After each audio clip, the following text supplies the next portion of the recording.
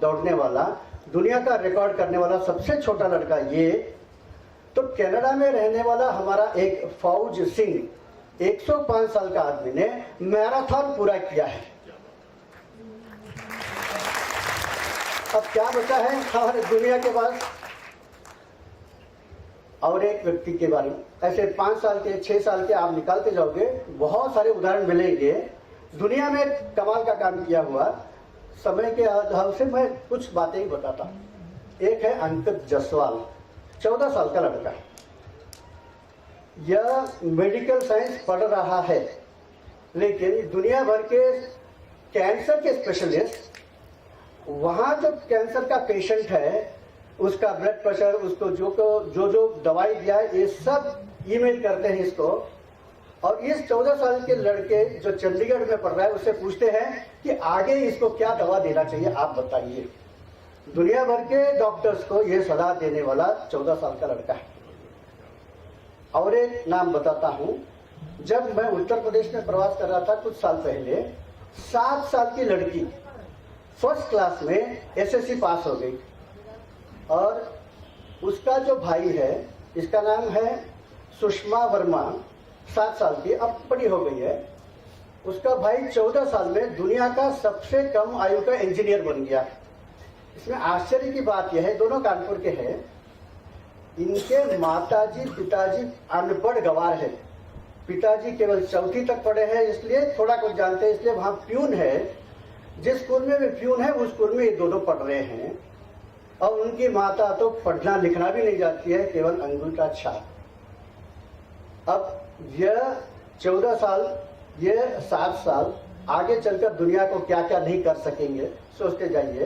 तो इसी क्रम में एक लड़की है तमिलनाडु में, पिताजी केवल एक इलेक्ट्रीशियन है। जो नाम बताता हूं मैं, आप गूगल में जाकर देख लीजिए। उसका नाम है वैशालिनी। फिजिक्स में इतनी तेज है, न्यूक्लियर फिजिक्स में दुनिया में कहीं भी कोई कॉन्फ्रेंस होता होगा तो वहां लेक्चर की नोट एड्रेस देने के लिए वीडियो कॉन्फ्रेंसिंग से इस 11 साल के लड़की को बुलाते हैं।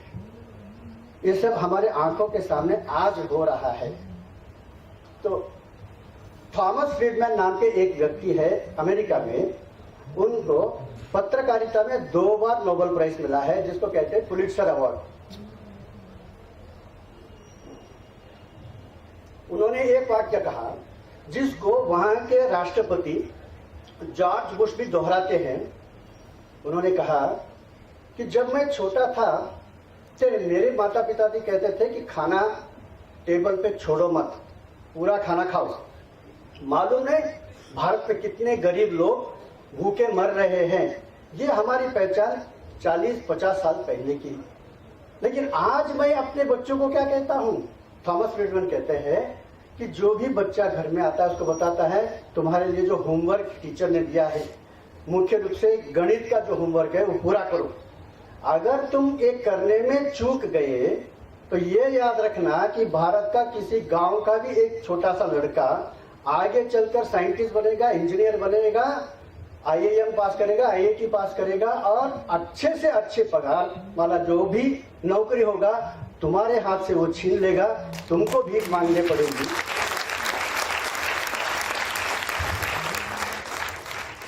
आज हम देख रहे हैं, अभी 3-4 महीने पहले कि आईआईटी के विद्यार्थियों को सबसे टॉप मोस्ट सैलरी जो होता है 1.7 करोड़ रुपीस देकर उनको लेकर गए।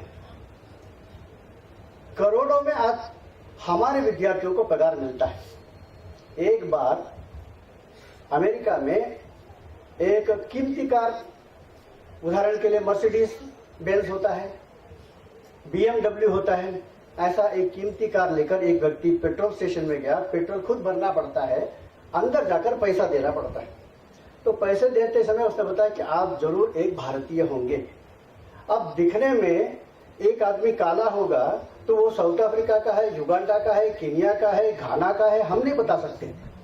कोई आदमी सफेद होगा तो वो जर्मनी का है, फ्रांस का है, इंग्लैंड का है, स्विट्जरलैंड का है, हम नहीं बता सकते। वैसे ही कोई चाइनीज है, कोरियन है, जापानीज है, हम देखकर नहीं बता सकते। उसी प्रकार से उनको भी कोई भारतीय है, कोई पाकिस्तानी है, कोई बांग्लादेशी है, कोई श्रीलंका है, नहीं बता सकते।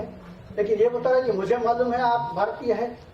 तो उसने बताया कि ऐसे कैसे आपने कह दिया, पाकिस्तान कौन नहीं। तो बोला कि आप BMW इतनी कीमती कार से आए हो, दूसरा इस देश में कौन खरीद सकता है ऐसे कीमती कार, सारे कीमती कार आप लोगों के हाथ में है। तो ये पाकिस्तानी लोग कैसे आते हैं, वो तो टैक्सी चलाते हैं जी, उनके पास कार कहाँ है।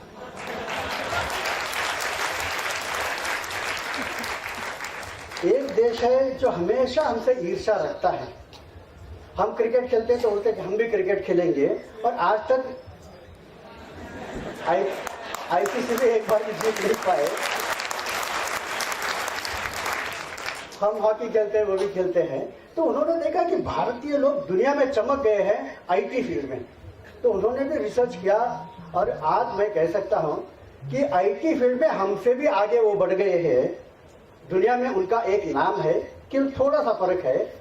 भारत के संदर्भ में जब हम IT कहते हैं तो है इंफॉर्मेशन टेक्नोलॉजी, और उनके संदर्भ में IT का मतलब है इंटरनेशनल टेररिज्म।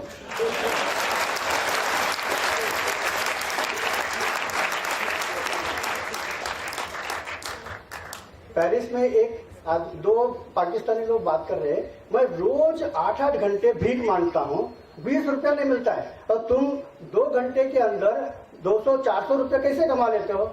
यही तो है। तुम क्या लिखते हो, मैं अब्दुल रहमान हूँ, मेरे 4 बीबी और 40 बच्चे हैं, मेरे पर रहम करो। कोई नहीं करता रहम। मैं लिखता हूँ कि मैं अब्दुल रहमान हूँ, मुझे हमेशा के लिए पाकिस्तान चाहिए, 20 रुपया दो। तो लोग धनाधन पैसा दे रहे। कुछ समझ में आया। तो ऐसे आज दुनिया भर में कुछ लोग कहते हैं कि हमारे इतने सारे विश्वविद्यालय, इनके रैंकिंग नहीं है, दुनिया में 50 में भी नहीं है, 100 में भी नहीं है। 50 में और 100 में आना बहुत देर की बात नहीं है। क्या है कि थोड़ा सा खर्चा भी करना पड़ता है।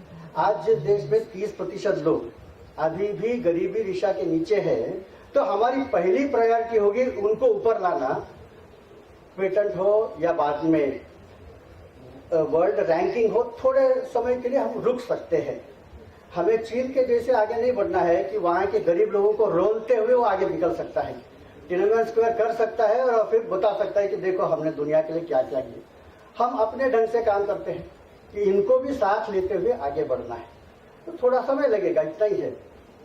तो उसमें आज मुझे बताइए कि जो वर्ल्ड में टॉप 50 कॉलेजेस है, उसके विद्यार्थियों को कितने देश में बुलाया जाता है, और भारत के छात्रों को कितने देशों में बुलाया जाता है। यहाँ के विद्यार्थियों को दुनिया का सबसे ज्यादा पगार देकर बुलाते हैं। क्यों? कि कॉलेजेस कैसे भी हो, हमारे विद्यार्थी जहां भी जाएंगे वो टॉप में जाते हैं, इसमें कोई शंका नहीं है।